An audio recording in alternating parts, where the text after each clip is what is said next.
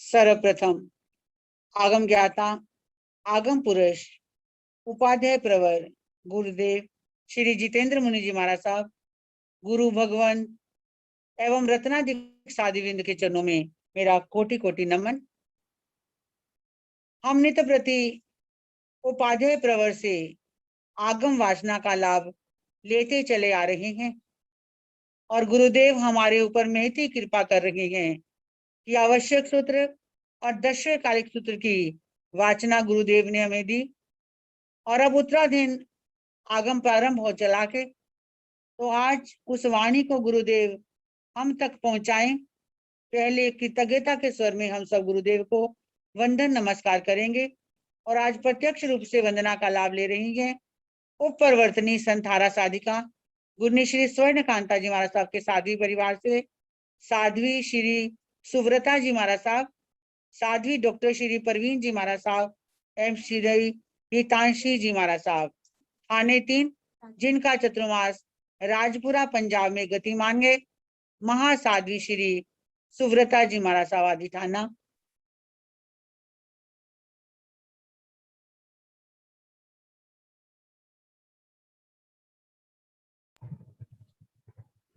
सीखो तो आयना प्यायना करे में बंदा में नामं साम सकारे में समारे में कल्याणम मंगलम देवियं चेयं पजवा सामी मते।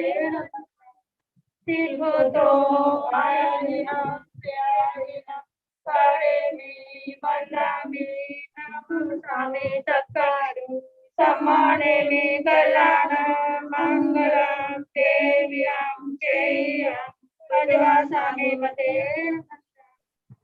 सीखो तो आयना प्यायना करे में बंदामि नामं सामि सत्कारे में सम्माने में कल्याण मंगलम देव्यं चेयं पजवासामि मते।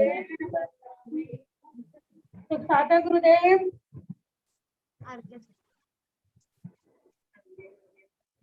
ये आगम वाचना निर्विघ्नता से चलती चली जाए।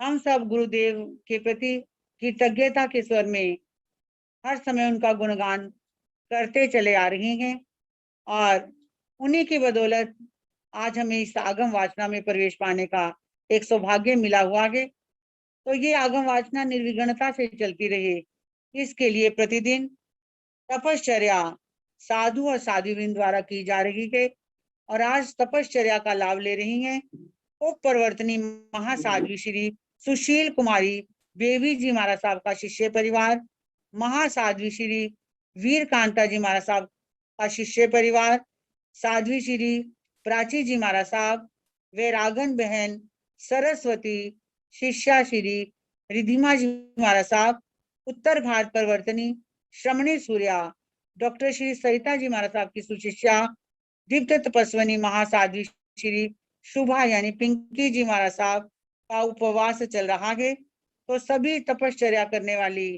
साध्वी वृंद की मैं बहुत बहुत अनुमोदना करती हूँ और सुख साता पूछती हूँ और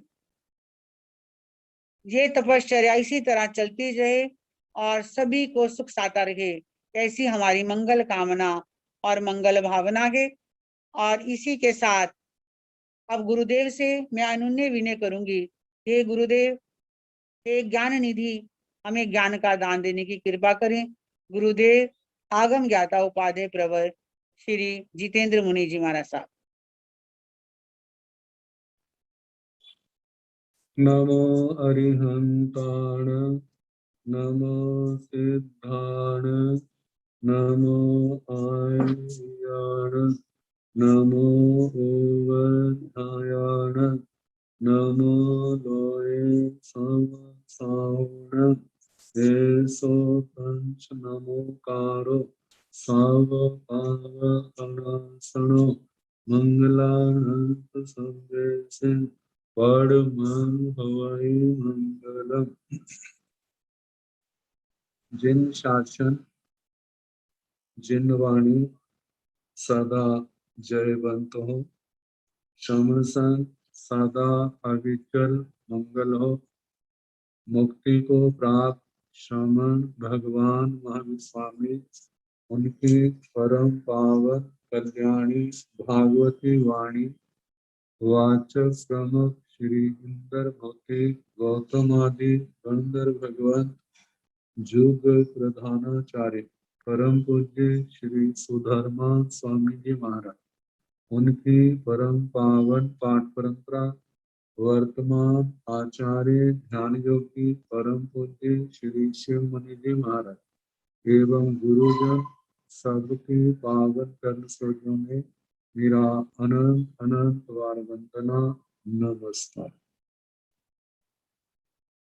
आगम परिषद में विराजमान श्रेष्ठ मुनिराज, अन्य मुनिगण, परम आदरणीय भगवती स्वरूपा महासाध्य जी, श्री उत्तराधन सूत्र की वाचना प्रारंभ है। दूसरा अध्ययन चल रहा है, परिसह प्रविभक्ति। साधु के जीवन में आने वाले परिसह संख्या में जो 22 है, वैराग्य अवस्था में ही साधु साधियों को इन सबका लगभग बोध कराया जाता है। आत्मा ने निर्ग्रंथ प्रवचन सुन करके अपने लक्ष्य को जाना कि मेरा लक्ष्य जो है निर्वाण पाना, सिद्ध गति को पाना। उस मार्ग पर जब साधक चलता है तो मार्ग में क्या क्या रुकावटें आती हैं, उन सबका वर्णन किया जाता है। उस स्थान को पाने के लिए जहाँ साधु जीवन में कर्म बंध से बचना है, नया कर्म बंध ना हो, उसके लिए अहिंसा, संयम, 5 महाव्रत, रात्रि भोजन का त्याग, इनका वर्णन किया। 5 समिति, 3 गुप्ती का विस्तार से वर्णन किया। जे एक महाव्रत, रात्रि भोजन का त्याग, 5 समिति, 3 गुप्ती ऐसे हैं जिनसे आत्मा समृद्ध होती है, आत्मा के ऊपर एक प्रकार का कवच बन जाता है, जिसके कारण नए कर्मों का बंध रुक जाता है। अब नए कर्मों का बंध लगभग कितना रुका है, अब जो बंध रहे हैं सब कषायों के कारण से। इस संयम में साधना होने के कारण कर्म का की जो प्रगाढ़ता है वह दिन प्रतिदिन घटती जा रही है, और पूर्व के बंधे हुए कर्मों को तोड़ने के लिए, काटने के लिए 12 प्रकार के तप का वर्णन किया है। जहां पर ये है किसी समय कितनी बार कर्मों का उदय जो है प्रबल मात्रा में जब आता है तो उस समय कैसी कैसी परिस्थितियां आती हैं, वे आंधी तूफान के समान परिसर उपसर्ग जो आत्मा को संयम मार्ग से गिराने का, विचलित करने का काम करते हैं। ऐसे समय में यदि आत्मा जागरूक है, स्थिर चित्त है, पहले ही तैयार है, तो उनका सामना करते हुए आगे बढ़ता जाएगा। यदि ऐसी स्थिति आत्मा के अंदर नहीं है तो क्या होगा? आरत ध्यान की प्रधानता होगी, घबराहट होगी और मन डामाडोल होने लग जाएगा, धैर्य टूटने लगेगा, सोचेगा मैंने तो ऐसा सोचा नहीं था, मैंने सोचा था साधु जीवन तो बड़ा सुविधा प्रधान होगा, बड़ा आनंद होगा, लेकिन जहां पर तो कुछ और देखने को मिल रहा है। यदि आत्मा जागरूक है, गुरुजनों के सानिध्य में है और गुरुजनों के सानिध्य में रह करके ये सारा अभ्यास किया है, फिर तो परिपक्व आत्मा के समान आगे बढ़ता जाएगा। और यदि ऐसा ना हुआ तो आत्मा के स्खलित होने में कोई संदेह नहीं होगा। इसलिए कहा जाता है कि सर्वप्रथम गुरुजनों के सानिध्य में ही साधना का अभ्यास करें। संग में रह करके जब साधना का अभ्यास करते हैं तो धीरे धीरे की साधना से उसके जीवन में परिपक्वता आती है। वहां पर परिचय नहीं आते ऐसे नहीं, लेकिन एक दूसरे का सहयोग होने के कारण से बड़े आराम से उनको पार कर जाता है। लेकिन जब कभी एकल विहार प्रतिमा लेते हैं, उग्र साधना करते हैं, तो उस समय कई बार एकल विहार होता है तो कैसे कैसे परिचय विकट परिस्थितियां आ जाती हैं। तो भगवान ने कहा इनको समता से सहना है। परिसाहों को अपना शत्रु नहीं मानना, इनको अपनी निर्जरा में आत्म समाधि में सहायक समझना। इनको जितना सहायक समझेंगे, मित्र समझेंगे, समता से सहन करेंगे, हमारी कर्मों की निर्जरा महानिर्जरा उतनी ज्यादा होगी। जितनी कर्मों की निर्जरा महानिर्जरा होगी, कर्मों का बंधन बंधन टूटेंगे, समाधि के द्वार खुलते जाएंगे और एक दिन वह जल्दी आएगा कि इन समस्त कर्मों से मुक्त होकर के आत्मा सिद्ध गति का अधिकारी हो जाएगा। संसार के जन्म मरण के चक्कर से सदा के लिए मुक्त हो जाएगा। तो साधु जीवन में, साधु साध्वी जीवन में जो पहला परिचय है शोधा का, उसके संबंध में शनिवार को सुनाया था। अब आगे जो है दूसरा परिचय है पिपासा प्यास का है। तो पुट्ठो पिवासाई दो गुंची लज संजय सियोदगं ने सेविचा बीड़स बीड़सेषणं चरे। तदनंतर उसके बाद तो उसके पश्चात जैसे पहला क्षुधा परिचय आया, ऐसे साधना के मार्ग पर चलने वाले साधक के साधु साध्वी के पुट्ठो पिवास आई, प्यास से सपृष्ट हुआ। गर्मियां हैं, पानी पिए काफी समय हो गया है, शरीर में पानी की कमी आ गई है, कैसी कैसी परिस्थिति आ जाती है। तो कहा प्यास से सपृष्ट होने पर दो गुंची, जो पाप से घृणा करने वाला है, अनाचार से घृणा करने वाला है, संयम तप को महत्व देने वाला है, लज्ज संजय, लज्ज संजय लज्जाशील संजत साधु साध्वियां, जो पाप कर्म करने में लज्जा का अनुभव करते हैं, ना ऐसा नहीं हमने करना, ये हमें कल्पता नहीं है। ये असंयम की क्रिया कर्म बंधन का कारण है, आत्मा को मैला बनाने का कारण है, हमें इससे बचना है। तो ऐसे पाप करते समय लज्जा का अनुभव करने वाले संयत पिवासाय पुट्ठो, प्यास से सपृष्ट होने पर भगवान कहते हैं सियोदगम ने सेविचा। सियोदगम शीतोदक, शीतोदक का जहाँ अर्थ है सचित जल, कच्चे पानी का सेवन नहीं करना। आगे बीयडस एसणं चरे, बीयडस एसणं चरे, जहां पर संधि है, संधि छेद करेंगे तो हमारे सामने शब्द आएगा बीयडस एसणं। तो जहां पर जो स का आकार है उसका लोप हो गया है और जो ए है वो स में आ गया, तो जब संधि छेद करेंगे बीयडस एसणं, बीयडस का मतलब विकृत जल, विकृत जल जो पानी अग्नि आदि के शस्त्र से अचित हो गया है। क्या मतलब कि चाहे ठंडा पानी है तो भी क्या है, वह विजातीय द्रव्यों के संपर्क से जो अचित हो गया है। तो ऐसे अचित जल की ऐषणा करे, गवेषणा करे, घरों आदि में जाकर के जहाँ शहद ऐसे बना है ऐसा पानी मिले तो उसको ग्रहण करें, उससे अपनी प्यास को दूर करें। आगे फरमाया है छिन्ना वायसु पंथेसु आउरे सुपिवासिये परिसुप्त मुहे अधीने कांति तिखे परिसहम।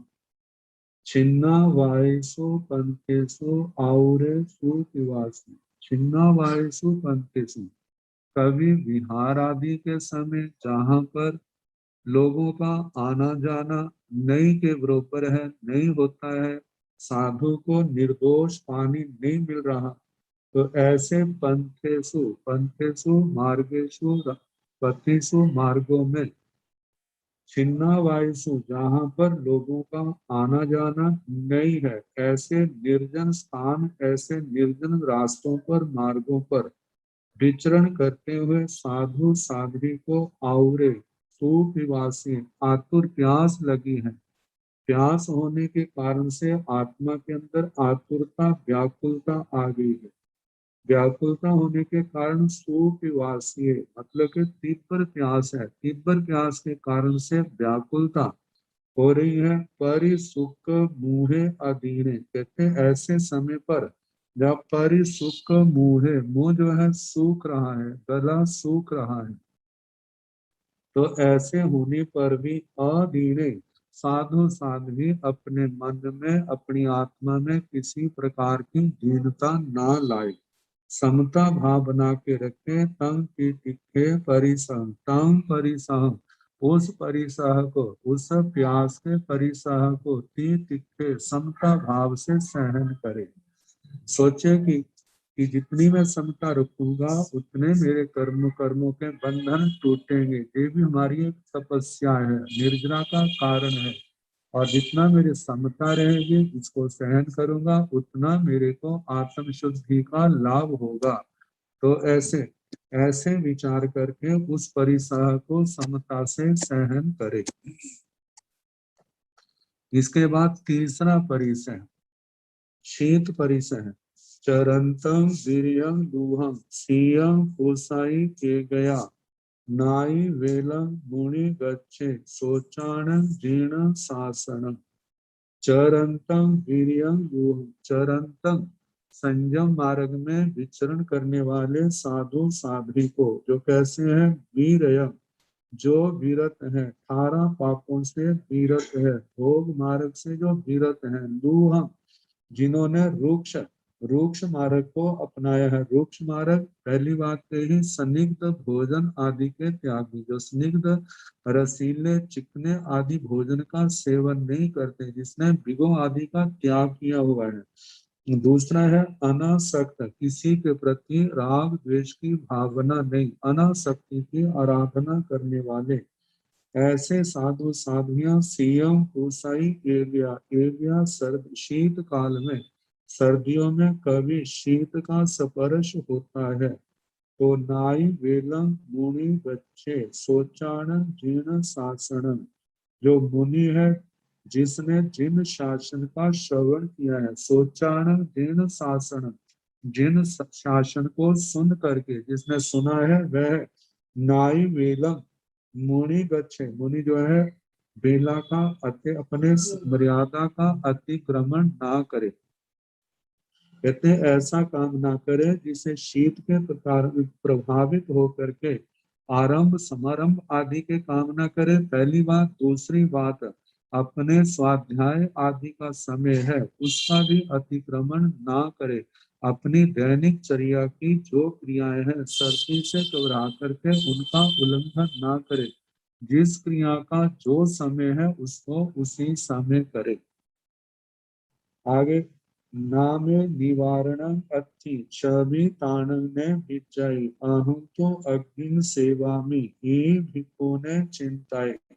कहते सर्दी से घबरा करके ऐसा ना सोचे, नामे निवारण अति, मेरे पास शीत निवारण का कोई विशेष स्थान नहीं है जहाँ पर हवा आदि से, वर्षा आदि से बचा जा सके।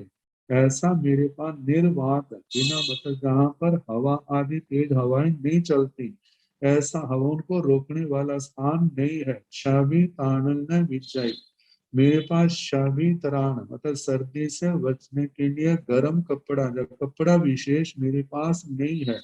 अहम तो अग्नि सेवामी, जब मेरे पास नहीं है, सर्दी से तो बचना बड़ा मुश्किल है, तो ऐसा सोच करके अहम तो अग्नि सेवामी, मैं इस सर्दी से बचने के लिए मैं अग्नि का सेवन करता हूँ।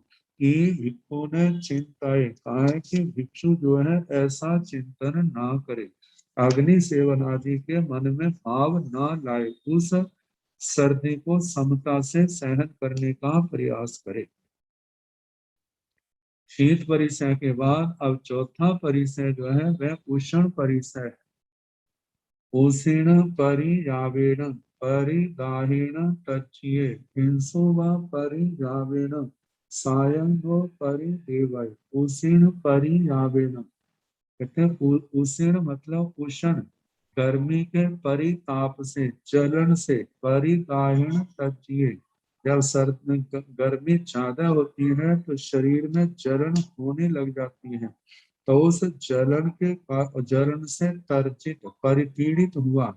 घिंसो व परियावेण, घिंसो व ग्रीष्म, ग्रीष्म ऋतु में, गर्मियों में, परियावेण गर्मी के परिताप से, सायं नो परिदेवाय साता के लिए, सुख के लिए विलाप ना करे, उसके लिए तड़पे ना कि कब कब मौसम ठंडा होगा, कब हवा चलेगी, कब बरसात होगी, इस गर्मी से छुटकारा होगा। तो कहा कि ऐसे गर्मी के कारण से, गर्मी में जमीन गर्म है, कभी शिला गर्म है, कभी फर्श गर्म है, कभी गरम गरम हवाएं चलती हैं, शरीर में पसीना आता है मैल प्यास के, और शरीर में मैल होने के कारण से शरीर में दाह गर्मी महसूस हो रही है, जलन महसूस हो रही है। तो इस प्रकार, और गर्मियों में सूर्य के परिताप से, सूर्य के कारण से दोपहर के समय जब से गर्मी बहुत हो रही है, हवा तेज न चलने के कारण से घबराहट होती है, तो कहते हैं ऐसे समय में साधु जो है धैर्य का परिचय दे, धैर्य रखे, स्थिरता रखे, लेकिन साता के लिए कल्पे ना, विलाप ना करे। आज तो बहुत गर्मी है, आज ऐसा है, ऐसे मतलब के व्याकुल ना हो, उस गर्मी को समता से सहन करने का प्रयास करे।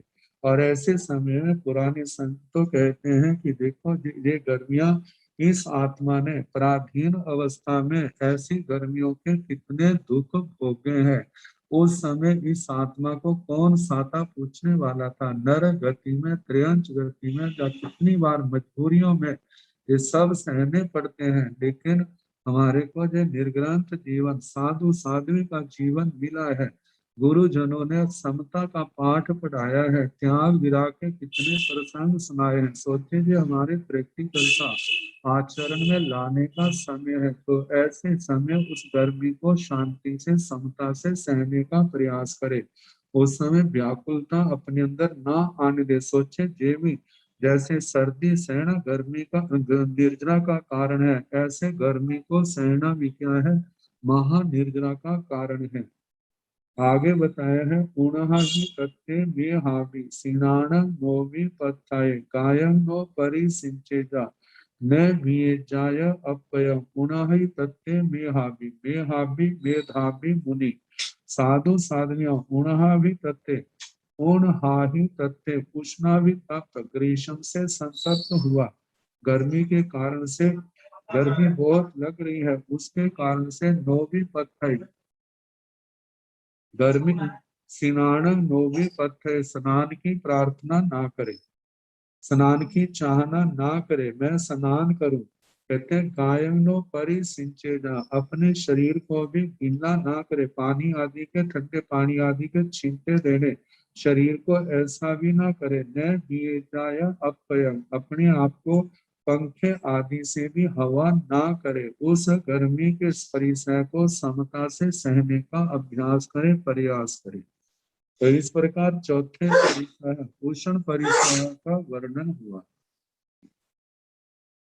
आगे पांचवा परिसर दंश मशक परिसर, उत्थोय दंश मसायनि सामरेव महामुनि नागो संगाम सीसेवा सूरो अभिहने परम। उत्थोय दंश मसायनि सामरेव महामुनि, सर बरसात आदि की ऋतु, वर्षा ऋतु में जिस समय मच्छर, मक्खी मच्छर आदि का परिसर आता है, तो कहा है कि उस समय भी अपने आप को समता रखनी है, इन परिसरों से घबरा करके अपने अंदर आकुलता का, व्याकुलता का भाव नहीं आने देना, समता से सहे। उठो या दंस मसई कदाचित। साधु जो है साधु साधु है, दंस डांस, मक्खी आदि है, मसाए है मशक, मशक का मतलब मच्छर आदि से, इनसे सपृष्ट हुआ। साम रेव महामुनि, जहां पर कहा है कि साम एव महामुनि जो है समता में रहे, घबराए नहीं। नागो संगाम सीसेवा सूरो अभिहने परम, कहते हैं जैसे संगाम शीशे युद्ध के अग्र भाग में नागो जैसे हाथी जो है शत्रुओं के बाणों को सहता हुआ शत्रुओं पर आक्रमण करता है, आगे से आगे बढ़ता जाता है। और ऐसे सूरो अभिहने परम, और जैसे हाथी है, हाथी के ऊपर शूर भी बैठे हैं, जैसे वो आगे बढ़ते हैं, ऐसे मुनि भी जो है ये इस भाव संग्राम में जहां पर उसका कर्मों के साथ युद्ध छिड़ा हुआ है, तो ऐसे समय में शूरवीर साधक अभिहने परम इन परिसाओं को समता से सहन करे, जहां पर पर का घात करे। पर का घात जहां मक्खी मच्छर आदि को मारना नहीं है, जहां पर कर्मों के बंधनों को तोड़ना है, कर्म शत्रुओं को पछाड़ना है, तो इस प्रकार कर्मों का घात करे समता से सहन करके। आगे फरमाया है न संतसे न वारेजा मनम की न पौसाई, ओ वे न हणे पाणे भुंजनते मंस सोनियम, कहते न संत से मक्खी मच्छर आदि इन इन इस परिसर से इन जीवों से न संत से उद्विग्न ना हो, और उनको भी किसी प्रकार का संत्रास ना दे, भय ना उपजावे। न बारेजा मणंपी न पौसय, उनको ना रोके, मणंपी न पौसय, मन से भी उनके प्रति द्वेष ना करे, उबेह न हणे पाणे, वो उनकी उपेक्षा कर दे, न हानि पाने उनके प्राणों का घात ना कर करे।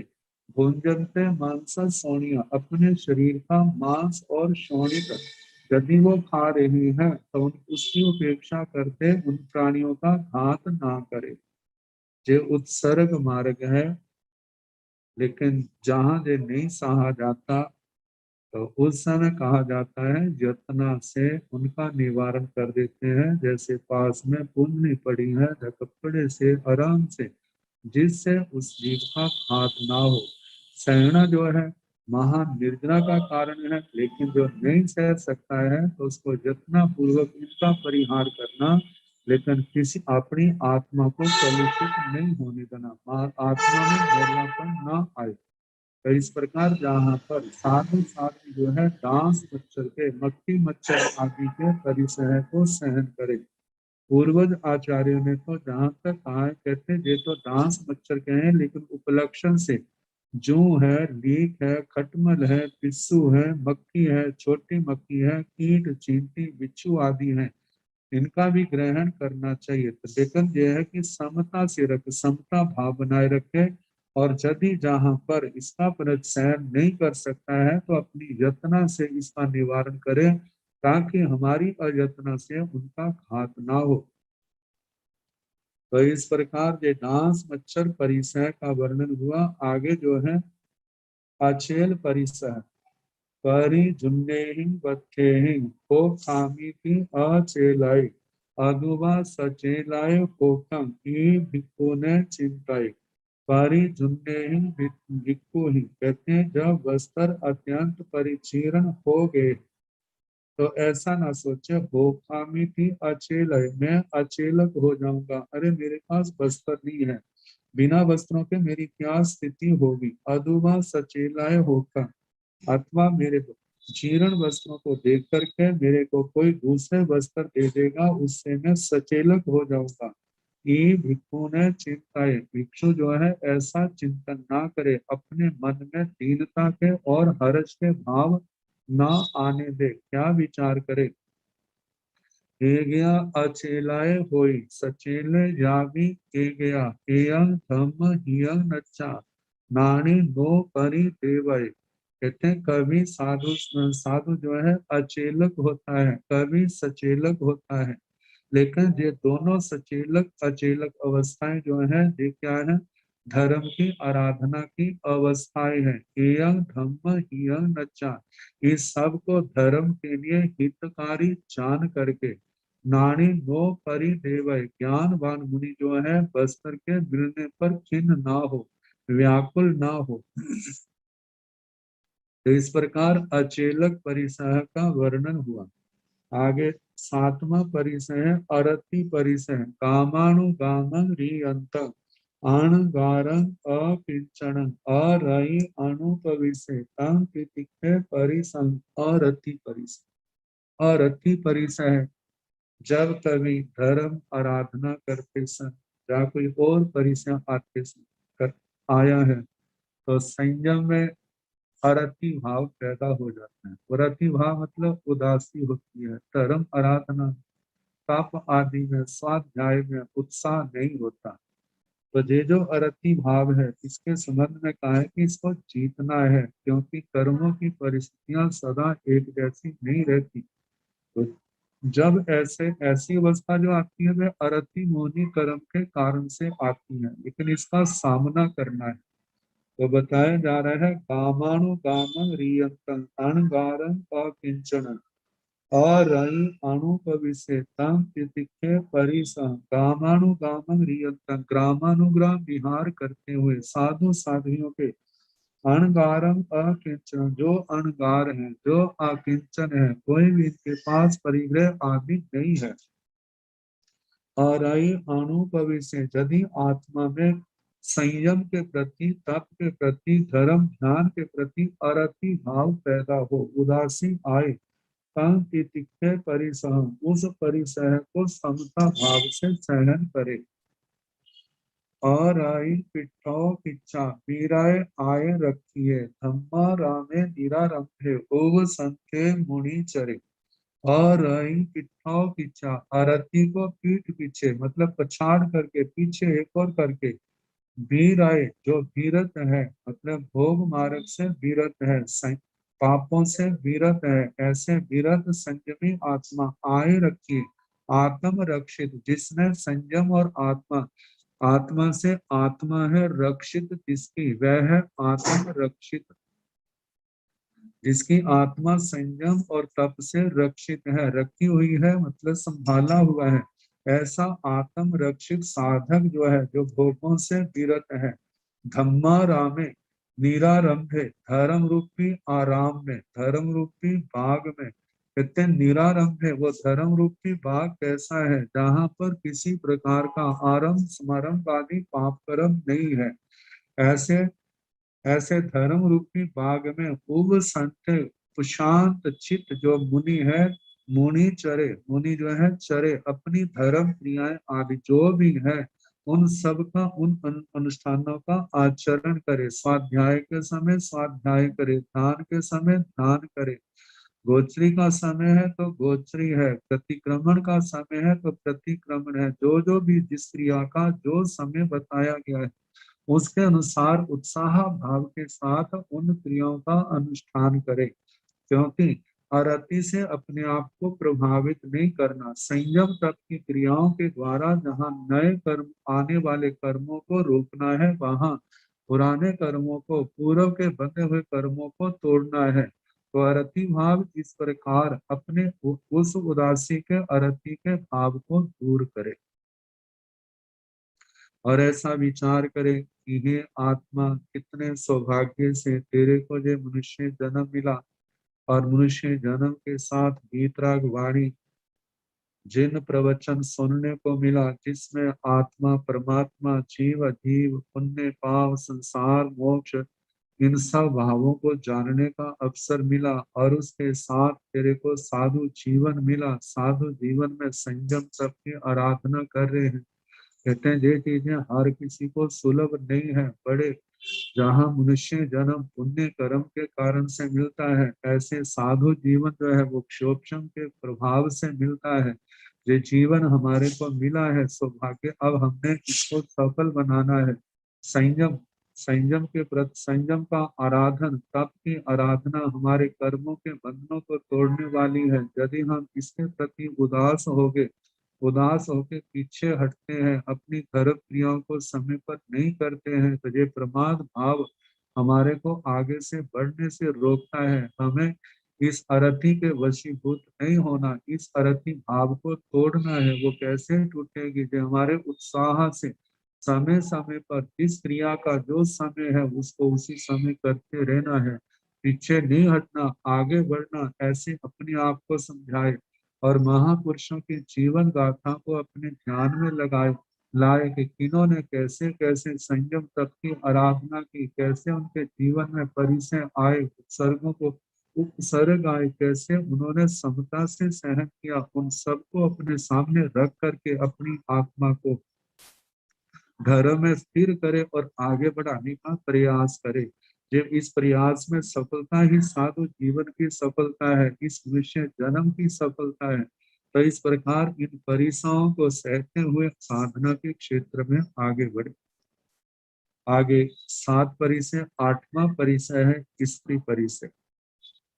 संगो एस मुनुसाणं जाओ लोभमि इत्थियो जस इया परिणाया सुकड़ं तस सामन्नम। इस मोक्ष मार्ग के पथिक जहाँ पुरुष हैं वहां पर बहनें भी हैं, माताएं भी हैं। तो कहा है कि इस मोक्ष मार्ग एक दूसरे के लिए, एक दूसरे का जो संग है वह खतरों से खाली नहीं है। तो इसलिए कहा जाता है यदि साधु है तो उसके लिए स्त्री जाति का संग जो है भयानक है, और जहाँ बहनें हैं, माताएं हैं, तो उनके लिए पुरुष जाति का संग जो है वो भयानक है। तो कहा जा रहा है संगो ऐसा मनुष्याण, जहाँ पर पुरुष जाति को सामने रख के उपदेश देने के कारण से पुरुष का वर्णन किया है, लेकिन बहनों ने भी इसको अपने अपनी ओर से जैसे समझना कि जैसे भाइयों को बहनों की ओर से, मतलब कि पुरुष जाति को स्त्री जाति से भय है, ऐसे स्त्री जाति को पुरुष जाति से भय है, ऐसा विचार करना। तो कहा मनुष्यों के लिए जो संग है, क्या जाओ लोगम्नि थियो, जो लोग में स्त्री जाति है, तो इनका संग क्या है? जो व्यक्ति अपने आप को नहीं संभालता आखिर उसका क्या होता है? फिर पतन ही होता है। पतन के बाद नरक त्रेंच आदि दुर्गतियों का सामना करना पड़ता है। संयम तप मय जो धर्म का जीवन है उससे हाथ धोने पड़ते, वो अपने पास नहीं रहता। तो इसलिए कहा जाता है ऐसा जान करके जैसा किया परिणाया, जिन भाइयों ने, जिन साधुओं ने इस संग को अच्छी तरह से जान लिया है और इसका परित्याग कर दिया है, सुकड़म तस सामन्नम, उसका श्रमण जीवन जो है सुकृत है, उसका जीवन सफल है।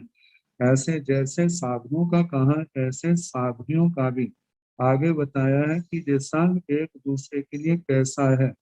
एवं आदाय में हापी पंक भूयाऊ इत्थियो नो ताहि बीणी हन्नेजा चरे जत गवेशय। एवं आदाय, इस प्रकार जान करके, ऐसा समझ करके, मेधावी मेधावी मेधावी बुद्धिमान साधु के लिए है पंक भूयाऊ इत्थियो, स्त्री जाति क्या है? आपके लिए कीचड़ के समान है। जैसे दलदल में कोई फंसा है, पहले तो दलदल में जाए ना, यदि क्या है तो वहां फंस गया है तो उसका निकलना आसान नहीं है। तो कहा जे संग साधु के लिए स्त्रियों का संग पंख घोर कीचड़ के समान है, ऐसे साधुओं के लिए पुरुषों का संग जो है कीचड़ के समान है। तो कहा कि नो ताहिल बिनी हन्नेजा, साधु जो है स्त्री जाति से घात को प्राप्त ना करे, साध्वी है पुरुष जाति से घात को प्राप्त ना हो, ना घात को प्राप्त ना हो। चरेज आत्म गवेशय, आत्म गवेशय आत्मा की गवेषणा करने वाला, आत्म स्वरूप की गवेषणा करने वाला, मतलब आत्मा में जो सिद्धत्व रूप समाया हुआ है उसको पाने की जिसकी भावना है, और उसी भावना से तो जो निर्ग्रंथ जीवन साधु जीवन दिया है। तो कहा ऐसे आत्मा की गवेषणा करने वाला, विशुद्ध आत्मा की, जो आत्मा के अंदर जो मोनि कर्म का जाल है, दूसरे कर्मों का जाल है, इसको तोड़ना है, इसको काटना है, और इसके काटने में कौन बाधक है उनसे अपने आप को बचाना है। संयम सबकी आराधना करते हुए चरेच, ऐसे अपने संयम में, अपने तप के क्षेत्र में, धर्म में आगे से आगे बढ़े। कौन? जो आत्मा की गवेषणा करने वाला है, जो जीव आत्मार्थी है। तो इस प्रकार स्त्री परिसह को सहन करे। आगे 9वां परिसय चर्या का विहार कर। एग एव चरे लाढे अभिभूय परिसहि कामे वा नगरे भावी निगमे वा राय हाणिये। एग एव चरे लाढे अभिभूय परिसहि। मुनि जो है, साधु साधु कहते हैं एग एव चरे लाढे, अकेला अकेला संग में है तो संग की व्यवस्थाओं के अनुसार, जो साधु का कल्प है, साध्वी का कल्प है, उसके अनुसार विहार करे, विचरे। यदि एकल विहार प्रतिमा को धारण करने वाला है तो उसने तो अकेले ही विहार करना है। लेकिन वो तो अकेले द्रव्य से भी है, लेकिन द्रव्य का तब तक कोई महत्व नहीं रहता यदि भाव से अकेलापन न आए। भाव से अकेलापन है राग द्वेष से मुक्त होना, कषायों से मुक्त होना, विकारों से मुक्त होकर के विचरण करना। तो कहा एकल विहार प्रतिमा वाले साधक हैं, वे या संग में रहने वाले हैं तो वो भी राग द्वेष आदि इन विकारों से अपने आप को अलग करने के लिए जो अनथक मतलब के मेहनत कर रहे हैं, साधना कर रहे हैं। तो कहा इस प्रकार अकेला ही अभिभूय परिसह, परिसहों को अभिभूत करके, परिसहों को जीत करके, लाढे निर्दोष, जहाँ पर लाड शब्द का एक निर्दोष चर्या पालन करने वाले मुनि के लिए आता है। लाड देश भी आता है, जिसमें प्रासुक विहार भी आता है। प्रासुक स्थान मुनि जीवन के अनुसार, उसके अनुसार विहार करे। कामे वा नगरे वा, ग्राम में हो, नगर में हो, निगमे वा निगम, राय हानि वा राय हानि में, इन स्थानों में अकेला ही अपने साधु जीवन का मतलब के पालन करते हुए अपनी मर्यादा के अनुसार अकेला प्रतिमाधारी की अपेक्षा से, और दूसरा जो है दूसरे साधु साध्वियां हैं अपनी संज्ञा अपनी समाचारी के अनुसार जितना जितना जो कल्प है उसके अनुसार विहार करे। आगे बताया है असमानो चरे भिक्खु नेव कुज्जा परिगम असंसत्तो गिहत्ते अनि एवो चरय परिवय। असमानो चरे भिक्खु, असमान, इसका अर्थ क्या है? असमान, साधु साध्वी जो है गृहस्थों के समान नहीं, मतलब गृहस्थों से अलग है, क्योंकि उनका जीवन आरंभ समारंभ वाला है और साधु का जीवन इनसे मुक्त है। और इसलिए कहा है कि साधु साध्वी का जीवन गृहस्थों से विलक्षण है। कहते हैं ऐसे चरे भिक्षु, भिक्षु जो है विचरण करे। और साथ में असमानों का कहा है असमान। पहले कहा है कि मान, मान का मतलब अभिमान, समान, मान के साथ समान पाठ, समान मान सहित। असमान मतलब जो मान सहित नहीं है, मतलब के निरभिमान, अभिमान से मुक्त, मृदुता विनम्रता की जो साक्षात मूर्ति है, ऐसा जो है नेव पूजा। ऐसे साधु साध्वी नेव पूजा परिग्रह, परिग्रह ना करे, परिग्रह का संग्रह ना करे।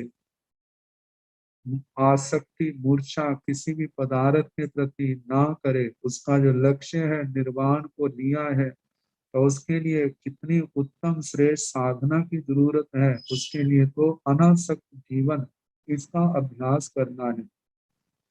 असंसक्तो विहत्ते, गृहस्थों से संसक्त, गृहस्थों से अपने संबंध ना बनाए, असंसक्त हो, उनके अंदर किसी प्रकार की ममता बुद्धि ना आने दे, जे मेरे हैं मेरे हैं।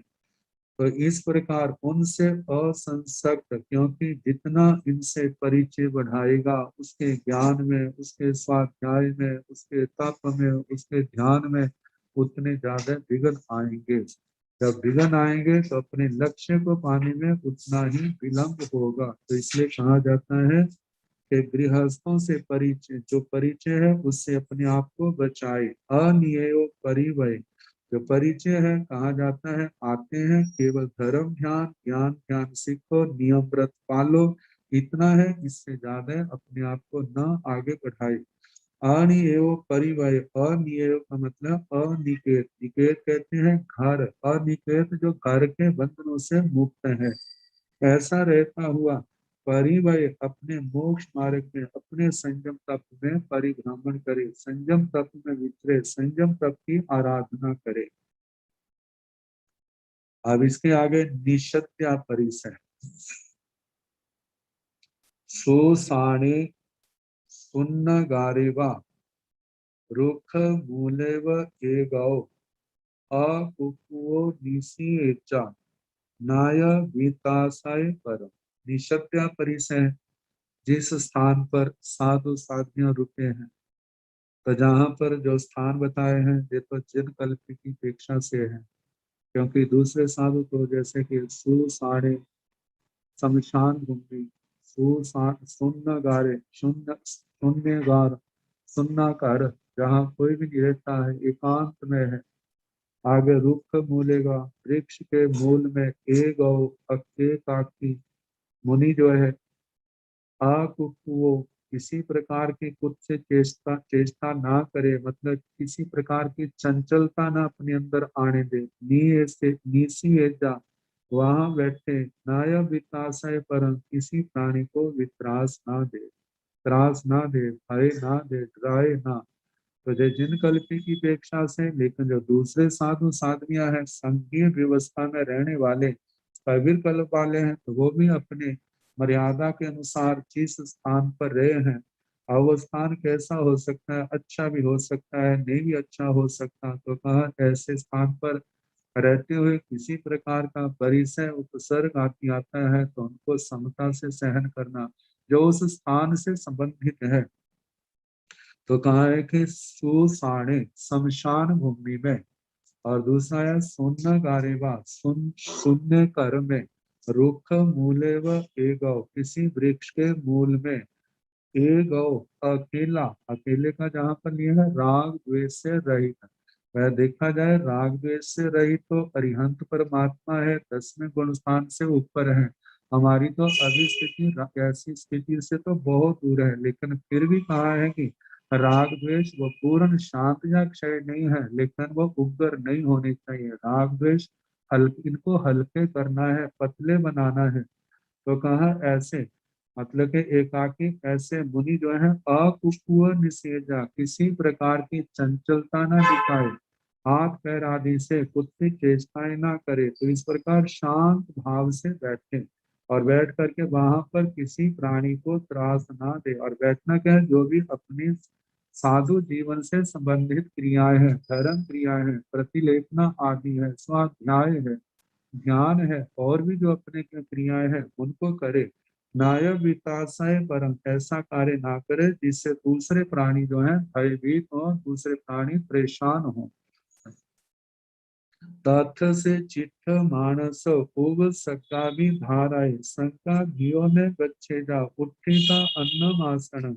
तथ से चिट्ठ मानस निश्रद्धा उस स्थान में जहाँ पर साधु साधवियां रुके हैं, वहां पर रुके हैं, तो उग सका भी धाराए मानो कोई उपसर्ग आ जाए।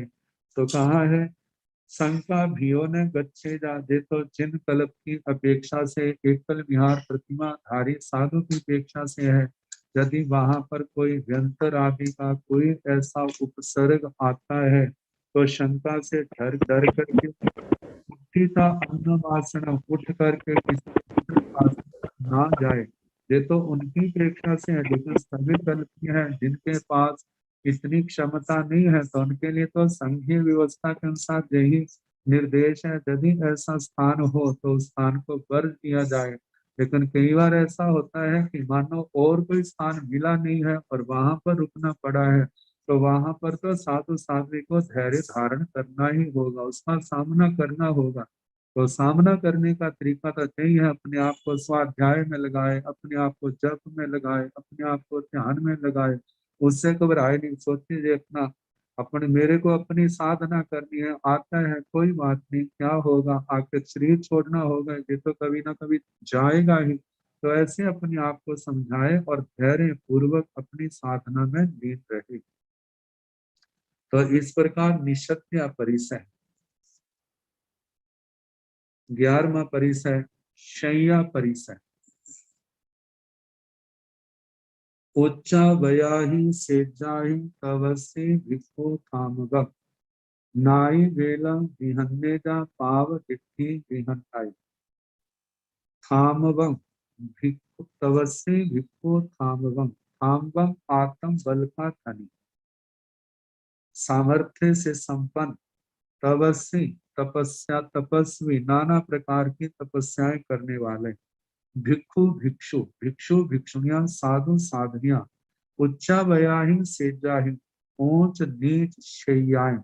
ऊंच नीच के संबंध में जहां पर कहा है कि ऊंची नीची, एक तो स्थान की अपेक्षा से कहीं से वो जगह ऊंची है, कहीं से नीची है, जिसको हम ऊपर खापर कह देते हैं, ऐसा स्थान है।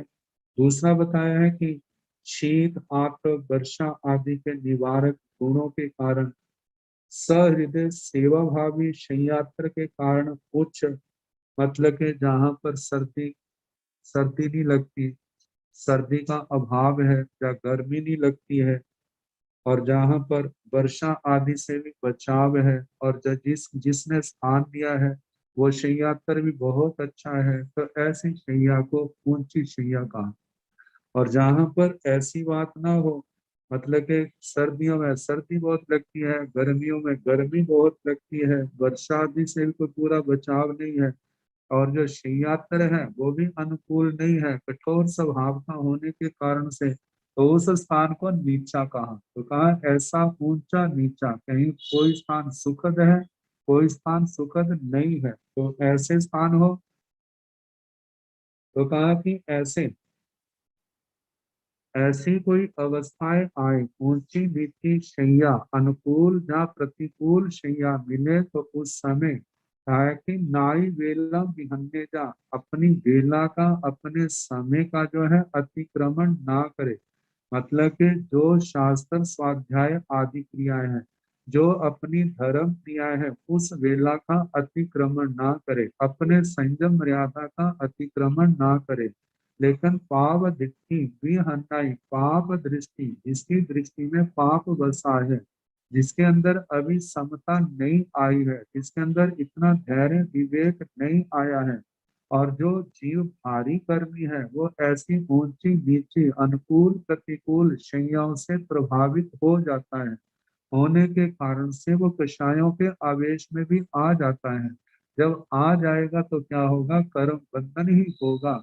तो हमने इतने त्याग विराग से जो संयम लिया है, तो उसका हमें ध्यान रखना है, हमें कर्म बंध से बचना है। यदि ऐसे कर्म बांधने थे तो फिर जहाँ पर आने की क्या आवश्यकता थी, जब अपने आप को समझाए। तो कहा पाप दृष्टि जो है वह अपनी मर्यादाओं को तोड़ देता है, लेकिन बुद्धिमान हल करनी आत्मा, जो शब्द आए तपस्वी भिक्खु थामवम, आत्म बल का धनी तपस्वी साधक जो है, ऐसे साधु साधवियां जो है अपनी मर्यादा का अतिक्रमण उल्लंघन ना करे।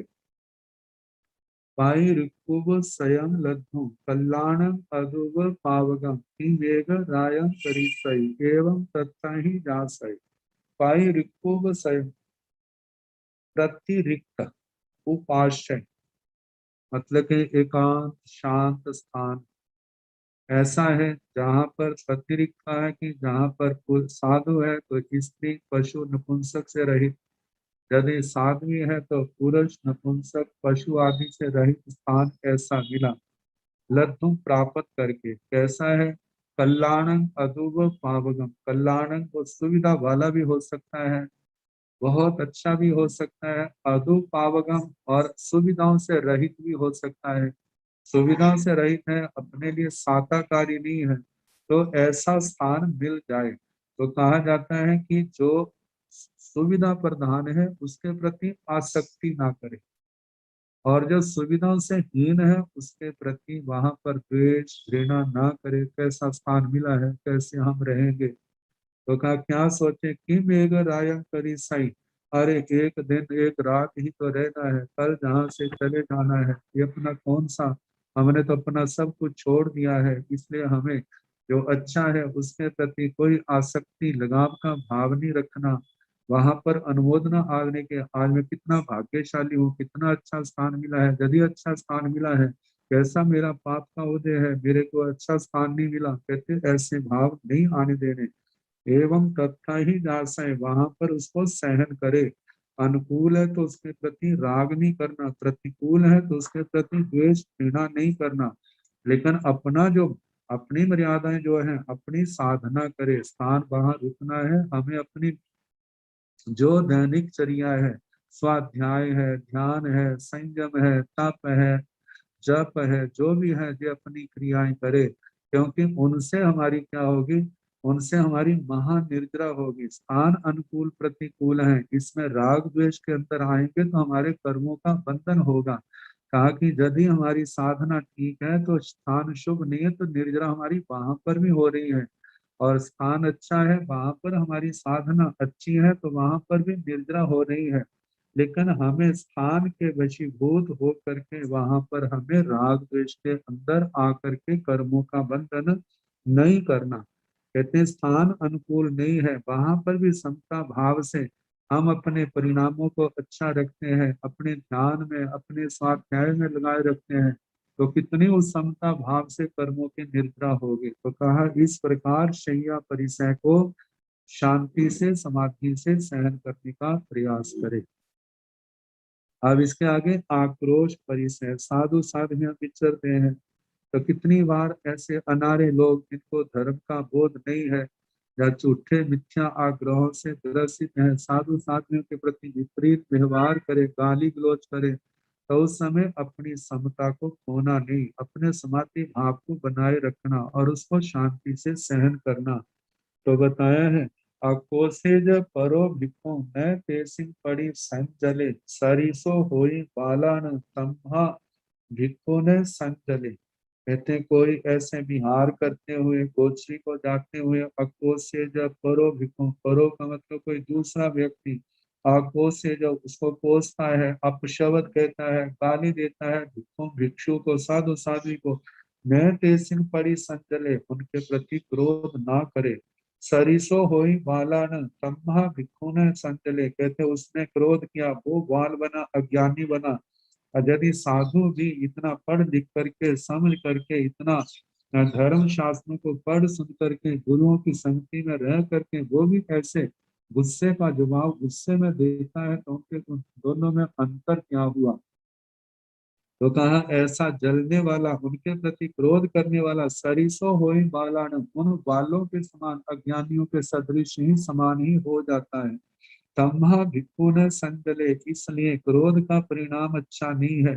साधु का चिन्ह तो समता है, शांति है। तो कहा इसलिए भिक्खु ने संजले, भिक्षु जो है क्रोध से ना भड़के और शांत ना हो, शांति रखे। आगे फरमाया है सोचाण परुषा भाषा दारुणा काम कंटगा, तुलसी रियो उ बेहेजा न ताओ मनसी करे। सोचाण परुषा भाषा, उन अनारे लोगों की जो अधार्मिक लोग हैं, जिनको समझ नहीं है, अबोध प्राणी है, कहते हैं उनकी सोचाण परुषा भाषा, परुषा भाषा कठोर भाषा को सुन करके, और कैसी भाषा, दारुणा अत्यंत दारुण, मतलब हृदय को बींधने वाली, हृदय को फाड़ने वाली। कहा काम कंटका, कैसे दारुण भयानक शब्द हैं उनके।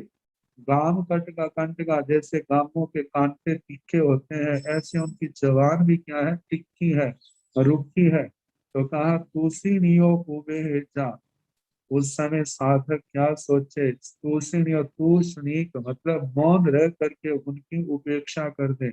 सोचे मैंने इतना पढ़ा है, मैंने इतनी साधना की है, ये तेरी परीक्षा का समय है, अब देखते हैं तुमने परीक्षा में सफल होना है या नहीं होना है। यदि शांत रहोगे, मतलब कि क्रोध का जवाब जो है शांति से दोगे तो फिर तो क्या है, आप सफल हो गए। यदि उन्हीं की भाषा में बोलने लग जाते हैं तो तुम्हारे में और उनमें क्या अंतर है, फिर तुम सफल नहीं हो और सफल हो। न ताओ मनसी करे, कहते हैं उनके कठोर शब्दों को अपने मन पर ना लाए। सोचे इनके पास जो है वो ही देते हैं, मेरे को इनकी बातों की ओर ध्यान नहीं देना। मेरा लक्ष्य इनका मुकाबला करना नहीं है, मेरा लक्ष्य है शांति रखना अपने मार्ग पर, जो मेरा मार्ग मोक्ष है उस मार्ग पर चलना है। जैसे कह देते हैं चलते चलते कैसे कैसे उपसर्ग आते हैं, मानो कोई साधु जा रहा है, साध्वी जा रहा है, तो कोई कहता है अरे ये चंडाल है, कोई कहता है ये चंडाल है, कोई कहता है ये ब्राह्मण है, कोई कहता है ये नीच जाति का है, कोई जो कहता है ये उच्च जाति का है, कोई कहता है ये शूद्र है, कोई कहता है नहीं ये तो तपस्वी है, तपस्या करने वाले हैं, और कोई कहता है कि ये इनकी इनको समझ नहीं है, कैसे संसार के सुखों को छोड़ करके ऐसे दर दर भटक रहे हैं, तो कोई कहता नहीं ये तो बहुत ऊंचे साधु है, तो ऐसे कोई तो प्रशंसात्मक शब्द कह रहा है, कोई निंदात्मक शब्द कह रहा है, लेकिन कहते हैं वो साधु अपनी समता से आगे जा रहा है, कहते हैं ये तो शब्द है, मेरे को ना निंदा से घबराना है, ना स्तुति के अंदर उलझना है, मेरे को तो समता की साधना करनी है, आगे बढ़ना है। तो इस प्रकार आक्रोश परिसह को समता से सहन करे, आगे बद परिसह। कभी ऐसा भी तो हो सकता है साधना के मार्ग पर चलने वाले को ऐसा परिसय आए जिसमें जीवन और मृत्यु का प्रश्न हो। ऐसे कितने परिसयों का वर्णन आता है कि जिनके जीवन में वो मृत्यु का परिसय भी आया। यदि ऐसा आए तो उस समय अपने आप को साधक ने अपने धर्म की भी रक्षा करनी है, अपने समता की भी रक्षा करनी है। सोचे धर्म मेरा सच्चा साथी है, ये शरीर है, शरीर को एक दिन जाना ही है, तो मुझे अपने धर्म मर्यादा में रहना है, अपनी धर्म की मर्यादा को नहीं तोड़ना। कहते धर्म पालन करते हुए शरीर भी जाएगा तो कोई नुकसान वाली बात नहीं है। तो कहा जा रहा है लेकिन मेरे को अपनी को समता बना करके रखनी है, ये अभ्यास करना है। हवन संजले भिक्खु माणम पीने पवो साई तिखम परमं नच्चा भिक्खु धम्मं विचिंताई। कहते हैं हवन संजले भिक्खु, भिक्षु जो है ना, यदि कोई मारता पीटता है तो उस समय उसके बदले क्रोध ना करे। मरणम की न पौसाई, उस मारने पीटने वाले के प्रति मन से भी दूषित भाव, मन से भी उसके प्रति बुरा सोचे नहीं। बोलना तो करना तो दूर रहा, ये सोचे ये तो अपने कर्मों के अधीन है, ये कर्म बांध रहा है और मेरे कर्मों के बंधनों को तोड़ रहा है, मेरा तो उपकार कर रहा है, ऐसी भावना रखे। कहते हैं तितिक्कम परमम नच्चा भिक्खु धम्मम विचिंताय। कहते हैं कि तितिक्कम तितिक्षा भाव, समता रखनी, सहना, ये साधु का क्या है, परम धर्म है। कहते तितिक्षा को परम सर्वोत्तम जान करके भिक्खु धम्मम, जो भिक्षु का धर्म है वो भी क्या है, समता है, शांति है। तो कहा इस धर्म का चिंतन करे। कहते हैं कि यदि ये समता है और हम इसको अपनाए रखते हैं तो हम आगे बढ़ रहे हैं। और यदि हमने इनको बाहर के वातावरण से प्रभावित होकर के छोड़ दिया तो इसका मतलब हमारा आगे बढ़ना रुक गया और नीचे गिरना लग पड़े। तो कहा ऐसे भिक्षु धर्म का चिंतन करना कि मैं भिक्षु हूँ, भिक्षु धर्म को स्वीकार किया है और मेरा धर्म जो है उसकी मैंने रक्षा करनी, और वो क्या है, समता है, वो तितिक्षा है, सेना है, ये मेरा धर्म है। और ये लोग मेरी परीक्षा ले रहे हैं कि देखो आपके अंदर कितनी समता आई है, कितनी शांति आई है, कितनी सहन शक्ति आपके अंदर प्रकट हुई है। तो आगे बताया है समण संजय दंतं हणेजा कोई कथाई नथी जीव स नासुति एवं पेहच संजय। कहते समण, श्रमण के, संजयम संजत के, दंतं दांत के, ये शब्द कई बार आ चुके हैं। जो श्रम साधना में श्रम करने वाला है वो श्रमण है, समता रखने वाला है समन है, शांति रखने वाला शमन है, और संजयम जो संयत है, पापों के त्याग में जो हर समय यत्नशील रहता है, किसी प्रकार के पाप स्थान का सेवन ना हो, ऐसे जो संयत है। दंतंग जिसने मन और इंद्रियों का दमन किया है, ऐसे साधक। हणिजा कोई कथाई, कोई मानो कथाई कहीं पर कोई कोई भी व्यक्ति जो अनार्य आदि व्यक्ति है, धर्म से हीन, हणिजा उस मुनि के शरीर का घात करने लगे तो क्या सोचे, नथी जीव स नाश होती, इस जीव का नाश नहीं है। कहते शरीर का नाश किया जा सकता है लेकिन इस आत्मा का नाश करने वाला कोई, नाश करने में कोई भी समर्थ नहीं है। और मेरी आत्मा के लक्षण क्या है? ज्ञान और दर्शन है। कहते हैं इनका कोई ह्रास नहीं कर सकता। धर्म का पालन करते हुए देह को छोड़ूंगा, मेरे को कोई नुकसान नहीं है। लेकिन दया भाव ये है कि देखो ये अज्ञानी कर्म, अज्ञानी जीव जो है, मेरा तो उद्धार कर रहे हैं, मेरे तो कर्म काटते हैं, लेकिन अपने कर्म बांध रहे हैं। जैसे भगवान की आंखों में कहते हैं ना आंसू आ गए थे उसके दुख को देख करके, ऐसे करुणा भाव आत्मा के अंदर होना चाहिए। ऐसे भाव रखे सोचे जीव का नाश नहीं होता है, देह का नाश होता है। एवं पेह जो संजय, संजत जो है इस प्रकार विचार करे, उसको ऐसा चिंतन करना चाहिए, ऐसी अनुपेक्षा करनी चाहिए। मैं तो अजन्मा हूँ, वरना मेरा धर्म नहीं है, मैं जन्म मरण के धर्म से ऊपर हूँ। जन्म और मरण तो देह के धर्म है, आत्मा तो क्या है? जन्म मरण से ऊपर उठी है। इस आत्मा का ना जन्म होता है ना मरना होता है। मेरा लक्ष्य जो है मैं धर्म की आराधना करूं, मैं समता में जीऊं, मेरे राग द्वेष मेरे कर्म ये सारे क्षय हो जाए, ऐसी भावना रख करके इस बद्ध परिसह को सहे। अपने पूर्वजों के जैसे वैश्य कुमार जी ने सहा, जैसे स्कंदक मुनि, स्कंदक अणगार जिनकी चमड़ी उतार दी थी उनको, और स्कंदक अणगार के जो 500 शिष्य थे उनको अपने सामने ऐसे रख करके समता पूर्वक इस पद परिसर को साधु साध्वी सहे। 14वां परिसर चाचना। दुःखरं खलु हो नित्यं अणगारस विपुणो, सर्वं से चाह्यं होई नत्थि किंचि अजाह्यं।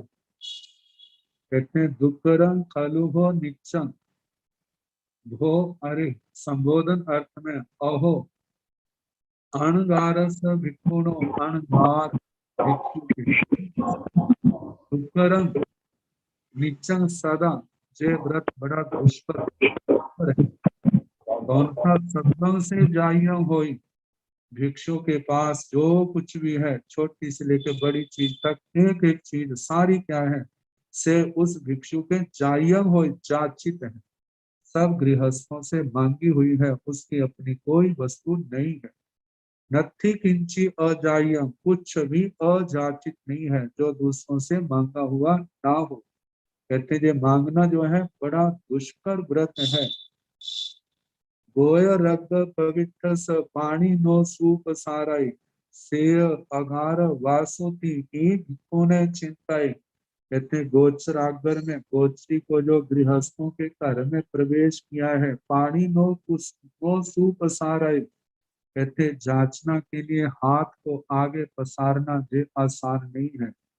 कहते हैं आजकल तो हमारी वर्तमान की स्थिति तो कुछ और है, जो हमारे पूर्वजों की व्यवस्थाएं है जिसके कारण से ऐसे परिसर प्राय करके नहीं आते। लेकिन पुराने जमाने में जब ऐसी व्यवस्थाएं नहीं थी, निर्ग्रंथ है, साधु साधियां गोत्री के लिए जाते हैं, जिसमें कितने परिचित आते, अपरिचित आते।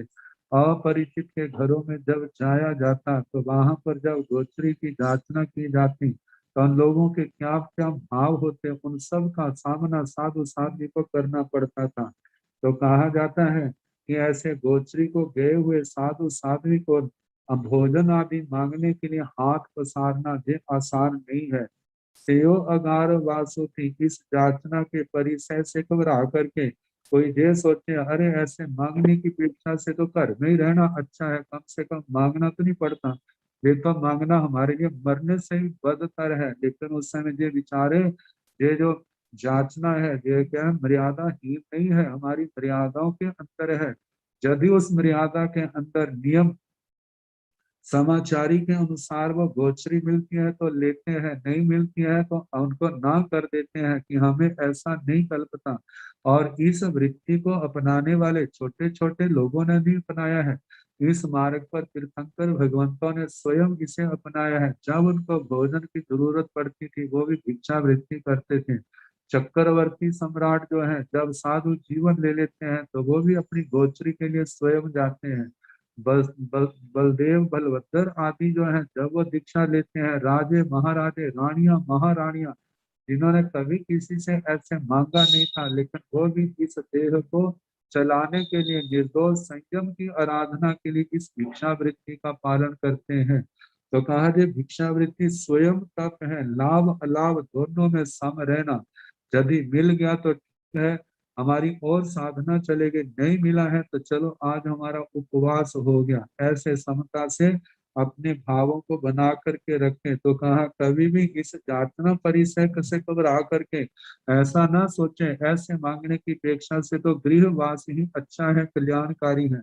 ऐसा ना कि भिक्षु ने चीह, जहाँ पर भिक्षु ने चिंता, भिक्षु जो है ऐसा चिंतन ना करे। इस प्रकार याचना परिसय को समता से सहन करे। आगे 15वां परिसय अलाव परिसय है। इसके संबंध में कल जैसे अवसर होगा कराने का प्रयास किया जाएगा।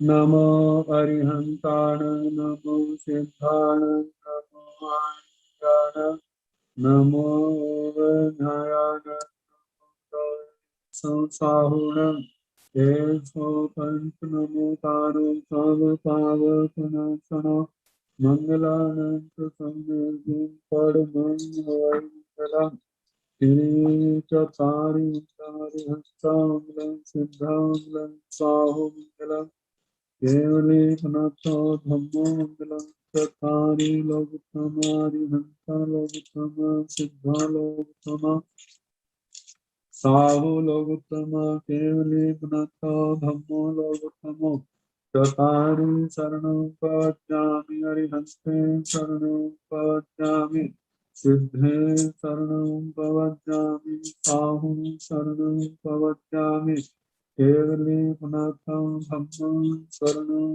पवज्जामि चार शरणे सुकरणे दुखरणे मंगल करणे और शरणों कोई जो भव प्राणी आश्रय